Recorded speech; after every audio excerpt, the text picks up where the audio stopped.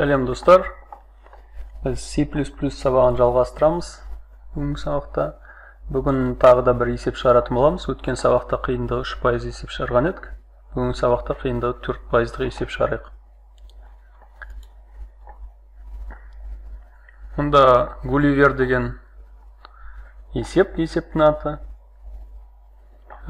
Гулливер деген персонаж, Лилипутия деген елді барған. Сол елде тек қана лилипуттар тұрады. Баста лилипуттар өзі Гулливерден қорқатын болған, бірақ одан кейін ол Гулливер лилипуттардың қасында тұрғанда выгода бар екен, өздеріне тиімді екен түсінген. Сондықтан лилипуттар Гулливерға матрастардан кровать жасап беруді шешкен, тігіп беруді. Ол үшін бізге екі данны беріледі. К деген бірінші данны ол неше лилипуттардан Гулливер неше есе үлкендігі. Екінші М деген неше слой матрас, то есть биіктігіне байланысты. Бізге шығыс файлында көрсету керек неше матрас керектігі. Мысалға бірінші мысалда 2-де 2 деп тұр. То есть 2 есе үлкен, сосын матрас слой 2 есе болу керек. Жауабы 8. Түсіндіре кетейін. Мысалға бізде бір лилипут осындай бір матраста жататын болса, Гулливер одан 2 есе үлкен дейді. Ол жанынан да 2 есе үлкен болады. Сосын ұзындығы бойынша да 2 есе үлкен болады. Сонда 2 есе үлкен деген сөз 4 матрас керек болады Гулливерға.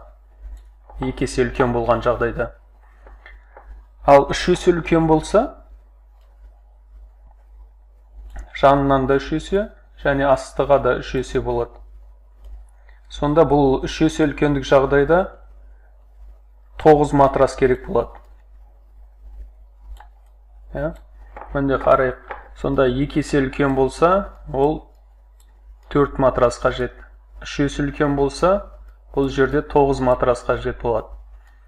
Бұны басқаша біз бұлай ала аламыз. 2-нің көбейтілген 2-ке деп. То есть 2-нің 2 дәрежесі деп. Мына жерде 9-ды 3-тің 2 дәрежесі деп, немесе 3 көбейтілген 3 деп ала аламыз. Сонда бізге берілген неше есе үлкендігін берілсе, соны өз-өзіне көбейтсек, ол матрастардың саны шығады. Ал бізде одан бөлек үші слой бар. Слой, мысалға жаңа бізде 4 болды, 2 есе үлкен болғанда 4-ті 2-ке өтсек 8 болады. Міне шығып тұр 8. Ал 12 және 4 жағдайында 576 шығады. Яғни 12 есе үлкен 4 слой. Қазір соған программа жазып көрейік. Бізде 2 сан берілген, бүтін сан шығару керек бір санды. Бірінші айнымалыларды белгілейік. Бүтін сан болғаннан кейін int km шығатын санды n деп белгілеп алайық. N деген матрасын саны болсын. Енгізу k-ны бірінші, сосын енгізу m-ді 2 санды енгіздік.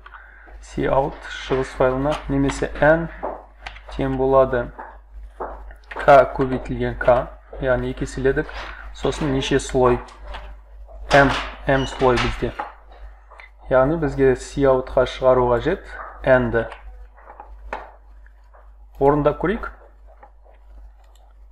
2, сосын 2 берген уақытта 8 шықты. Екінші примерді 12-де 4 бергенде 576 шықты. 12, 4, 576. Біздің тексерісіміз бойынша дұрыс. Енді системаға жүктеп көрейік. ASMP жүйесіне. Исходный код решенияға саламыз. Естеріңізде болса, языққа C++ таңдаймыз и отправить. Орындалып жатыр. Compiling, running, accept. Яғни дұрыс шығардық есепті. Бұлайынша қарап отырсақ, біздің кодтың размері 90 символ болып тұр қазіргі таңда. Оны біз кішірейте аламыз. Кішірейтудің жолын осы жерде көрсетейін. Яғни мына жерде көбейтуді сразу шығару барысында шығарып жібере аламыз. Сосын мына n-ді алып тастаймыз. Яғни мына жерде де n керек емес. Осылай жіберіп көрейік өзіміздің кішірейткен түрімізден. тағы да дұрыс болды. Енді бұл жолы бір айырмашылық, размер коды 84-ке, яғни 6 символға кішірейді. Біз артық айнымалы қолданып тұрған жоқпыз. Яғни енгізіп тұрық, сосын сразу шығарып тұрық. Бұл айнымалы жағынан, орын жағынан аз жады алады. Жалпы осы. Сұрақтарыңыз болса комментарий жазыңыздар. Видео ұнаса лайк басып, достарыңызбен бөлісіңіздер.